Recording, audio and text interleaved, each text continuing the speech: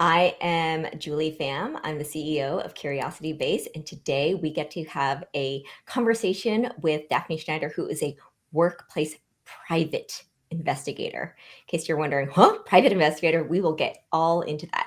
So just to let you know a little bit about Curiosity Base, we help people practice curiosity in the world because starting in the workplace, because that is where we spend most of our waking hours. And we believe that if we want to have a quality of life, it actually starts at work, because that's where we spend most of our time. And think about all the ripple effects on, if we are unhappy at work, that means we are unhappy at home.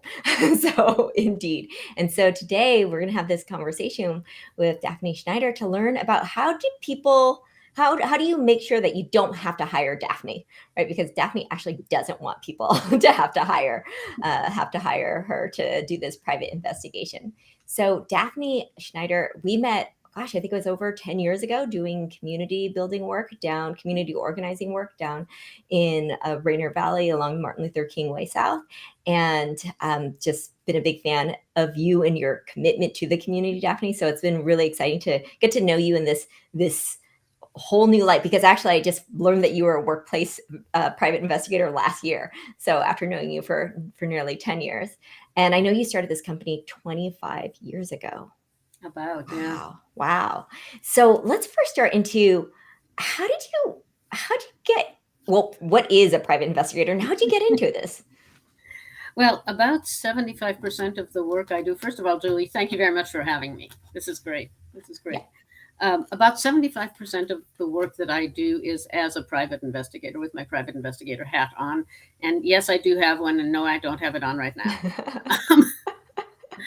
The other 25% is a variety of different things that we can talk about if we have time later. But the bulk of this and the bulk of my work is really focused on workplace investigations. And I do investigations of issues of harassment and discrimination, hostile work environment, employee misconduct, retaliation claims, all of those kinds of nasty things sometimes come up in the workplace. Like someone having connection issues. We're not having connection issues, I assume. Yeah. I like, you cut out a little bit, but I could hear you because you were listing all of the different types of investigations I will you do. perhaps speak, get my volume up a little, and try not to mumble. Okay. So Daphne, how do you, okay, I'm a trained historian, so I always like to ask people's origins. How did you get into this? Did you grow up saying, like, I want to be a private investigator? No, it was an accident. I grew up in human resources, which was also an accident. I got into human resources because I had a degree in history, which teaches you how to do not much of anything, but does teach you how to think. And I was looking for a job, and the city of Seattle was looking for personnel analysts. And I thought, well, I have no idea what that is, but gee, sounds good. I was a good test taker. I passed the test, and they hired me to write civil service tests. So that's how I fell into human resources. I ended up as an HR director, and then ended up also moving sideways, if you will, in the school district where I was working, and ended up in charge of all of the non-educational stuff. So I had about 400 people. So I actually had to practice what I've been preaching to people all these many years. Doing it is harder than preaching about it. Yes, always harder to do than to say. Always harder to do. And then I went back to school and got a master's in organization development, which also didn't land me as a private investigator. I opened my company to do organization development work, so to help organizations make positive change.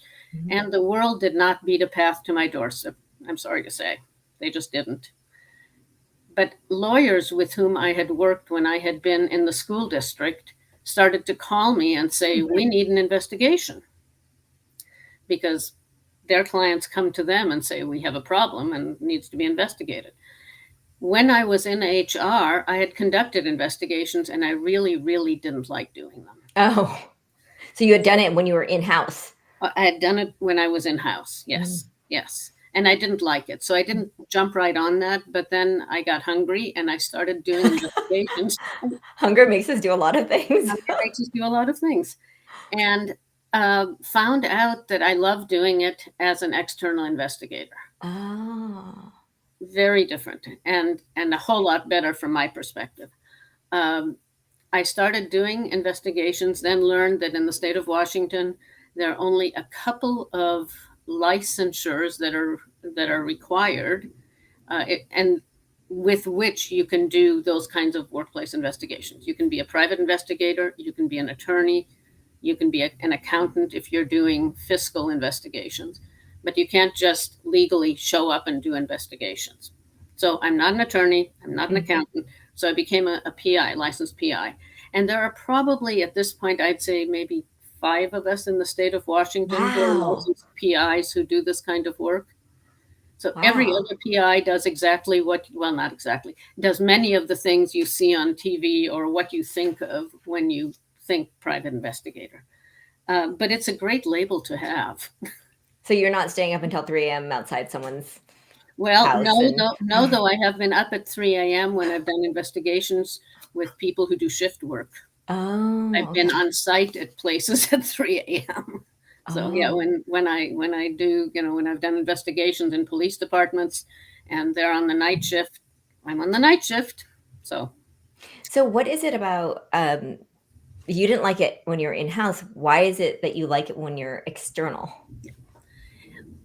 let me start with the first part of that, which is that in-house, you know the people, Mm, you're likely to know the people. It is almost impossible to be perceived as neutral when you're in-house. I'm coming from the outside. I don't know anybody. It's not unusual for me to say, as I'm talking to somebody, they say, well, that's Susie Smith. And I go, who's Susie Smith? And they'll say, oh, that's the CEO. Oh, okay. I don't know Susie. I know the person in HR who mhm. hired me. So I really do come in as a neutral outsider. I'm able to look at the facts, look at the evidence, really listen to people, which is a critical part of it and part of why I love it. I love talking to people. I love hearing about what they do and what they think, hearing about their work. I've now done something in excess of 500 investigations. So I've heard a lot and seen a lot, and I still hear new things that are interesting and just learning how people see themselves and see what they do. And people do love to talk about themselves and the work that they do and how they perceive things. Excuse me, Mm, how they perceive things. So being able to do that is a real gift to me, and I love it. mm. I wanna go into what you love about it, but at first I just, like, wanna finish a little bit more of this internal, external, because I think that's really fascinating. So what I'm hearing you say is sometimes when you're internal, you there's all this there are also politics and baggage and, like, and how and you know the people, and yet external, do you feel that people trust you more too? Just like, "Oh, she's gonna be objective," and They don't instantly trust me. Mm, I think they're more likely to give me the opportunity to show them that they can trust me because I'm sort of a blank slate showing up. mhm, And I've had people ask me, well, how do I know that you can be neutral? mm, That's why employers hire me because I can mm. be neutral and I am neutral and I have no axe to grind here. How do you prove that? How do you help people understand that you are neutral? I demonstrate that I really listen to them. It's really communication. It's really demonstrating empathy. I want each person with whom I speak to leave our conversation feeling that I heard and understood. Whether it's the person who's brought the complaint, the respondent, the witness, doesn't matter. That's how I want them to feel about the conversation. Mm. So just that simple communication, yet hard, simple yet hard, just listening to someone and making sure that they feel listened to. Yeah. Um, what about are there sometimes clients who are just there trying to save money and so they're like, "We could do this in-house," and then you have to come in and clean Yes. it up? Yeah. That happens. I don't know if they're doing it because they're trying to save money or because that's how they start and then it gets more complicated. Mm, One of the things that happens in investigations is that the presenting problem isn't necessarily the only problem or issue mm, or concern. So somebody can file a complaint and say, I'm being discriminated against because of my race, for example. So that's how we start, and it's Henrietta is my straw person. I hope there's nobody on here named Henrietta. mm. Um, Henrietta's discriminating against me. I can go in and maybe they started internally, but then they found out that there's actually a conflict already pre-existing to this complaint between Henrietta and the person making the complaint, and they don't want to mess that up anymore, have that negatively affect what the complainant has to say. Because even if the complainant is, let's say, a not very good employee who's on a performance plan, that doesn't mean they were not discriminated against. Mm-hmm. Those are two separate things, and I need to be able to separate that and to establish the trust with the person I'm talking to that demonstrates to them that I can separate. So then, because what you were saying earlier about why you like this work is because you keep learning things, and it sounds like there's this peeling off the layers. Yes. And so, and I'm amazed that after 500 cases, you still find that you are learning things. Absolutely. Do you kind of go in like, I'm going to be surprised here? Is that, do you, or or how often does it like, curiosity based? Curiosity based. I go in assuming I know nothing because I know nothing. I mean, sometimes I will have a little bit of information from the people who hire me, usually HR or somebody like that. They may know a little bit, but the way I think of my brain is I have boxes at various places, and I put whatever I'm told in a box. It sits over here, and it doesn't affect other things that I'm hearing. So I keep things pretty separate until I've gathered the information. And the picture that I use is that each person with whom I speak has one facet of a prism. So it could have a few facets. It could have a lot of facets. And when I'm finished, I have the whole prism. So I have everybody's perspectives, and I can take all of that and make some findings if there are findings to be made. But any one individual can't see the whole thing because I haven't done what I've done. And then who's learning.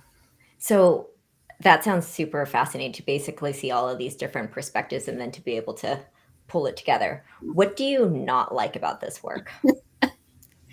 I don't like writing the reports. Oh. Sorry, clients. I have had this character flaw since as long as I can remember, grade school. When I'm done looking at something, when I'm done thinking about something, whether it was a research paper in 4th grade or whatever, or whether it's a case like this, I have pretty much figured out what I think about it. Oh, now I have to write it up. Emotionally, I'm done with it, but now I have to write it up. And I have to write it up. The way I think about it is I write for any audience. So I assume that this could go to court. I assume that this could in some way end up in the newspaper someday. I assume the union will see it. I assume the world will see it. So I have to write often a complex situation up in such a way that whoever is reading it will be able to understand the setting, understand the context, understand the background, understand what I saw, what different people told me, and how I used that information to reach whatever finding I have. Wow, it sounds super comprehensive. It's supposed to be super comprehensive. It's supposed to be super comprehensive. Yeah. And so do you ever go back to earlier reports where you're like, ooh, there's something in this, when I'm watching those detective shows and it's just, oh, let's go back to this and there's some clues that you saw under, does that ever happen? Not often. And I think something else that I will say is that in all of these investigations, the large majority, I'm going to say over 75 or 80%, nothing illegal has happened. And most of the time, nothing contrary to the organization's policies has happened. So it's really people who see the world through their own perspective, and we all do, who haven't often been managed very well. And the workplace climate isn't great. and situations have come up that haven't been resolved. You know, Henry and Henrietta. Henry has been here for 18 years, and he's been behaving this way for 18 years, and nobody's done anything. So it's just, well, that's Henry. Well, then somebody new gets, excuse me, somebody new gets hired, and they say, I don't have to put up with Henry. Wait a minute, I'm going to make a complaint here. Often the difficulty is that Henry isn't actually doing anything that's illegal. It could be unpleasant or difficult to work with or even mean. If you're an equal opportunity bully, there's no law against that. It makes me think about that quote, something like, we see the world, we don't see the world as it is, we see the world as we are. Yes, absolutely. And so what happens, I mean, if so 75, 80% of the time, nothing illegal against policy has happened and people have gone through all of this effort, then is there relief or disappointment? Or I guess it depends on who you're talking to at the end. All of that. So my findings speak to the facts. So I don't make conclusions of law. I'm not an attorney. But they speak to, yes, this happened, and yes, this happened, or no, this didn't happen. Often it's a preponderance of evidence standard, which is 51%, which isn't real high, quite frankly. So I will make statements like, it's more likely than not that X happened or X didn't happen. But even the fact that something happened doesn't necessarily mean a violation of anything. So part of what I want to do is help my clients understand the context and understand that they may well have an issue or a problem, even if no laws were broken or no policies were violated. Yet you still got a whole bunch of people who are upset with this manager because they micromanage and they get in my business and they don't give clear direction and then they blow up, but they haven't broken any laws with any of that. But it doesn't help the organization that they're like that. Yes. So and then they come to you. Yeah. So I want to start inviting the audience to think about questions that you want to ask Daphne, and you can put that into the chat window. And in the meantime, as you're thinking about that, I want to ask what you're describing, it sounds like management, leadership, communication challenges. So how do leaders avoid having to hire you? Well, for that 75 or 80% of my work, if they have a workplace that has a clear mission and clear values that are carried through into the operation, not just on the wall, carried through into the operation, implemented on a day-to-day basis, supervisors and managers who know what they're doing, who communicate clearly, who listen to staff, who involve people in what's going on, who understand boundaries. Well, yes, but we were, it was an after hours thing, and it was okay. No, it wasn't okay. It happens. It happens. So knowing how to be a good leader, a good supervisor, a good manager, to communicate well, to be clear about what the expectations are, to have constant ongoing talk about all of that is highly likely to keep you from having to hire me to investigate something. Because in that setting, when somebody has an issue, they have learned to work it out. They've learned to go to the person with whom they have an issue or go to the manager to say, I've got an issue with Julie. Can you help me work it out? And they don't resort, if you will, to making a formal complaint. I see a question here. How much influence do your clients have on your final reports? The answer is very little. Because a large part of my reputation, lo these many years, is that I'm an independent investigator. So I come in, I look at the situation. I absolutely listen to management, but I also listen to whoever else is involved. And then I write a report from the perspective of what I see. And management gets to take it, not take it, shred it, do whatever they want with it. I will always send a draft report to my client. And my question there is, does it make sense? I mean, I think I'm an incredibly clear writer, but whether the reader thinks that is another question.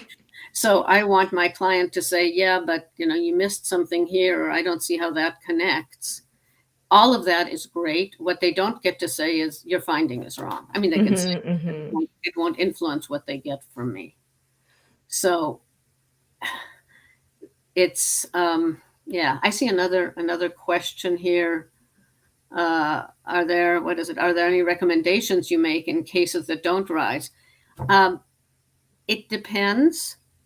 What I tell my clients is, what you get from me at the end is your choice. I can give you a short summary. I can give you a full report. I can do it in written form. Everybody wants it in written form. I can do it in written form. I can do it orally. I can do a debrief. I can give you recommendations, and I can give you those orally or in writing, however you want.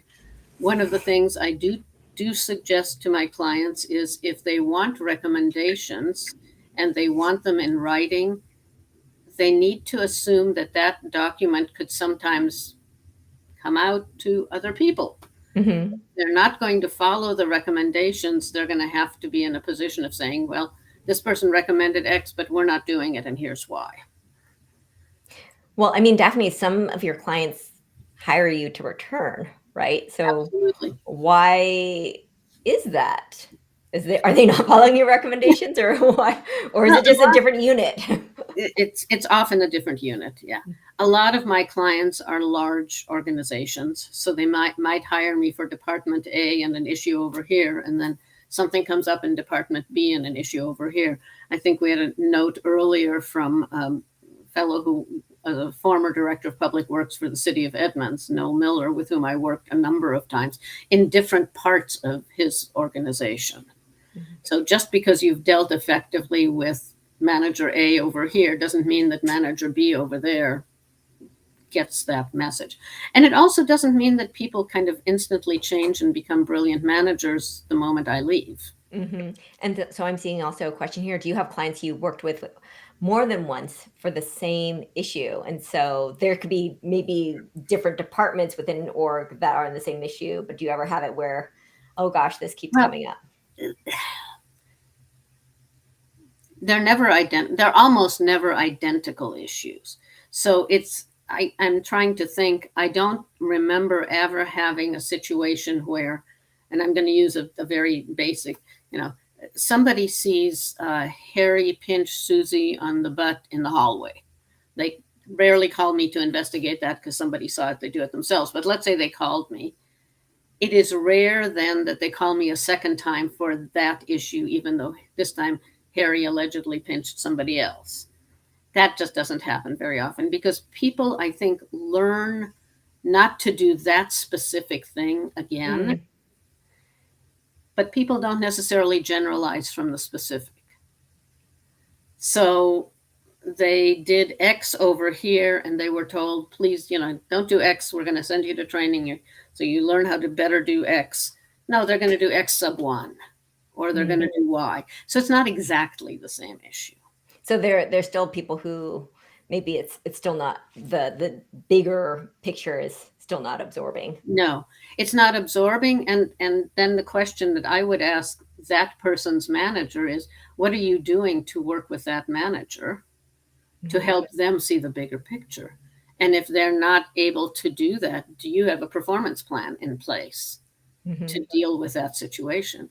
And sometimes they go, I don't have time, in which case my question goes to that person's manager. I go one up and say, okay, so what I'm hearing is the person who reports to you doesn't have time to deal with the person who reports to them, who is still misbehaving in some way or not being the best possible leader or manager. So are you registered as an OMWB? I am not. Okay. And we don't, I want to make sure we get other questions, and we can, if you want to talk about why later on, maybe you can check with Hal Brookins. Hi, Hal. Nice to see you there. So and please keep sending in your questions. What are some examples of investigations that were really hard, and what made them hard? One of the first thing when I was thinking about this, the first thing that occurred to me is dealing with people who have mental health issues. Mm. I am not a trained therapist, and I have my good old undergraduate degree in history and my graduate degree in organization development, and I am not a trained therapist, and I shouldn't be a therapist. But figuring out how to get useful information, useful in the sense of you made a complaint and I'm trying to figure out what to do with it, from someone who can't focus. I've had people, complainants, come into a complaint, into an investigation interview where they're making their complaint with several boxes of documents. Here, this is my complaint. There's nothing I can do with that. And so trying Mm. to help them figure out what exactly is the problem. Well, they Mm. don't like me and they're treating me badly. Who is they and what examples can you give me? There are way too many examples. I can't do anything with that. I have to be able to grasp it. So that's one example. Another example is of difficult is a situation that keeps morphing. You thought you had this, but then one witness says, "Oh yeah, and last week this happened." Wait a minute, that's not in my original scope. So then I go back to the client and say, "Okay, this came up. Do you want me to go that way?" Because the client defines the scope. Mhm, mhm. Do you want me to go that way? Yeah, sure. Go ahead and include that. Okay, that's going to take me over here. Oh, and then the CEO leaves because there's a cloud and they've resigned. Oh, and that's the person who hired me. Mm. So those kinds of changes in scope, changes in the organization that really affect what's going on. Mm. So, Uh, the Difficult. first thing about sometimes just helping people articulate what the issue is. And so, at Curiosity Base, we think about the practice of curiosity having these three elements. And the first is self awareness. And so, Yes, just that question of oftentimes, like, I was wronged. And yet, we don't say, why do I feel wronged? exactly. Right. And so, it sounds like you're actually you're brought in, and yet that basic work of helping of that person articulating Right. what is this really about. Yeah.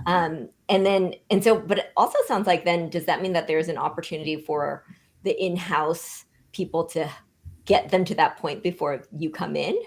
Ideally, yes. So this could And be a way to kind of avoid bringing you into, like, hey, why do you feel wronged, before bringing you in to help them. and one of the things that happen that you're absolutely right. And one of the things that happens um, more in some organizations than others is they become very afraid and intimidated when somebody makes a complaint, especially Mm, if they use words like harassment, discrimination, sexual harassment, retaliation, any of those kinds of words. People tend to say, okay, we need to bring somebody in. We need to have mm. an investigation. Not necessarily. You need to go further and figure out whether you really do need an investigation. And some organizations will do that and others will not. Others simply say, okay, you've used these words, we're going outside. Mm. So, Daphne, how much of your time is actually just prepping them, like, kind of getting through the communication? They're just It can really be having some. a hard time having this difficult conversation, and then Yeah. It certainly can be. Yeah. mm. And so I mean, how long does a typical investigation last? Or what's the range? What's the range, and then what's the typical one that you work on? 2 weeks to 10 months. Mm. My Mhm, shortest one ever was 2 weeks, mhm. and my longest one so far is 10 months. And was that one of those where you said, "Okay, we have to keep exten enlarging the scope," because it kind of, as you went in, No, as became actually that one, the one that was 10 months, started out huge. mm, It started out as going through a union, mhm. and all of the members of the bargaining unit, and it was like 50 some people, signed a letter. And so, in doing some prep for figuring out how to get at this, it was decided I was going to interview 50 people individually. Okay, so you knew that one was gonna be big. Yeah, and then they went on vacation, and then other things happened, and then all of this kind of stuff that pulled it too long. So you've been doing this for 25 years, and a lot has changed. A lot has changed in the past 5 years, in fact, not just the last.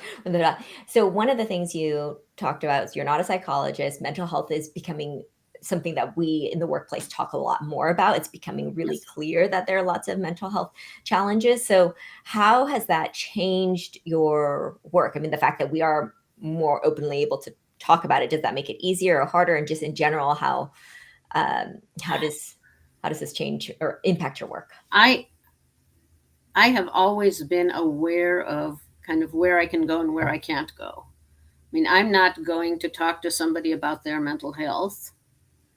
I might suggest to my client that, if they have an employee assistance program, they might want to make the people I'm talking to, and I'm not specific, aware of that because some issues have come up. But I really try to focus and figure out what's a part of my work and what isn't. Mm-hmm, And there's a mm-hmm. lot that isn't that I'd love to get my hands on, but it's not part of my work.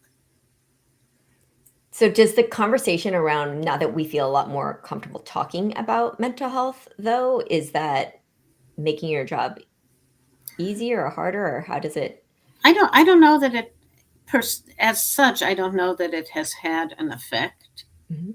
Um, I mean, people are more comfortable saying, "Well, yeah, I think Henry's got some mental issues." Mhm, mhm. Okay, and where exactly is your training in psychology? Are you trained? One of the things that I will sometimes say to people is, do you have a background in therapy or mental health? No, no, I don't. Well, I don't either. So let's put on a phrase that I use: "Are therapists without a license hats?" Tell me what you think is going on with Harry, Mhm, or mhm. Harry, or tell me what you think is going on with yourself. I'm not a trained therapist. You're not a trained therapist. What's happening here? But then that becomes part of the data that you collected. Maybe yes and maybe no. Okay. Sometimes I will say, okay, I'm going to put my pen down now. Mhm. All right, and audience, I'm going to continue to invite you to ask questions. Another thing that's changed is how you do a lot of these investigations. I assume you used to do a lot of it in person or over the phone, and how has remote work changed that? Um, excuse me. Okay, this is the investigation. This is clients. Bothersome. I apologize. Um, so the pandemic affected me as it affected everybody. Mhm. I initially thought the work would disappear because I really, really tried to do everything in person. Mm. I think that's a lot more effective. People are much more forthcoming when you're sitting across the table from them. The pandemic changed that. Um, the work did not go away because there were still a whole lot of people who were in the workplace. Mhm. Many of my clients are public sector, so police, fire, medical, excuse me, public works, all of those kinds of people stayed at work Mm. because they had to, and the issues accelerated because of all the pressures of the pandemic, because of the requirements, all of that. So your Uh, work actually picked up during the pandemic?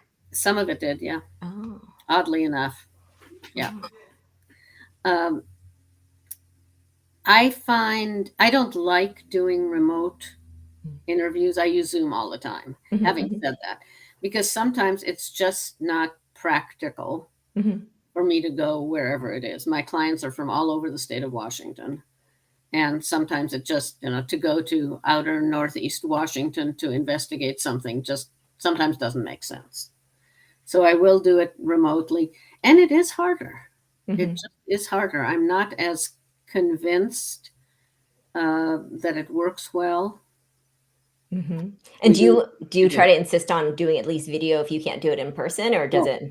I do my best, yeah. But but again, here it's dependent on the other person's technology. Mhm, mhm, And if they're in a place where they can do that, and if they're willing to do that, mhm, I can't make anybody do anything. mhm. Maybe the employer will say, you need to be on video, and maybe they won't. Mm. So now you said, kind of going back to something you said at the very beginning, all this wide range of complaints that people hire you for. Over the past 25 years, how has that changed? Are you getting more harassment in the past than now than in the past? Or like what are those what's kind of how have the trends changed? In the past, when I first started out, they tended to be more absolute, if you will. Mm. They tended to be more they tended to be more what I would call legal issues. Mm. So somebody didn't get hired allegedly because of their gender or their race or whatever. Somebody did or didn't actually get sexually harassed in the workplace. It's become much broader over the years. Mm. The way I've characterized it is somebody is unhappy in the workplace for whatever reason. They look in their organization's policies about the workplace or employee handbook or whatever it is they've got, and unhappy in my job isn't one of the categories. You know, even in the index, it isn't there. Then they look for the next best thing, which is, oh, I must be clearly I'm working in a hostile work environment because I'm feeling that there's hostility here and so that's what I'm going to complain about. Well, hostile work environment is a legal term of art. But, random person who doesn't work in my field wouldn't necessarily know that. So they complain of a hostile work environment, but it isn't necessarily because there isn't any law that was violated. So this is so interesting, Daphne, because is it then, are people less able to have these difficult conversations and talk about it with their peers, with their managers, or is it because these feelings of there is actually more hostile work environments now? I like to work from data and I don't have the data. Mm-hmm. So what I would say is people feel more able to make complaints. Mm-hmm.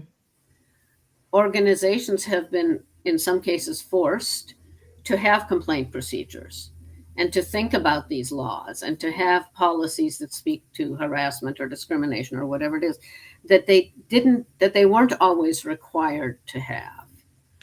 And that opens the door. One of the things that I can guarantee you is that if you've never had a policy about, let's say, bullying, there's no legal bullying law. It's not against the law. Let's say the organization decides to have a policy that says bullying in the workplace will not be tolerated. The next thing that will happen is you will have complaints of bullying. Mm. Now, does that mean there wasn't bullying before? Mm-hmm. No. It means that you raised awareness and said, Mm-hmm. we're not going to tolerate this here. Mm-hmm. And that Mm-hmm. gets people to think, not only do I complain to the person sitting next to me about how awful Henrietta is, now I get to complain to management about how awful Henrietta is.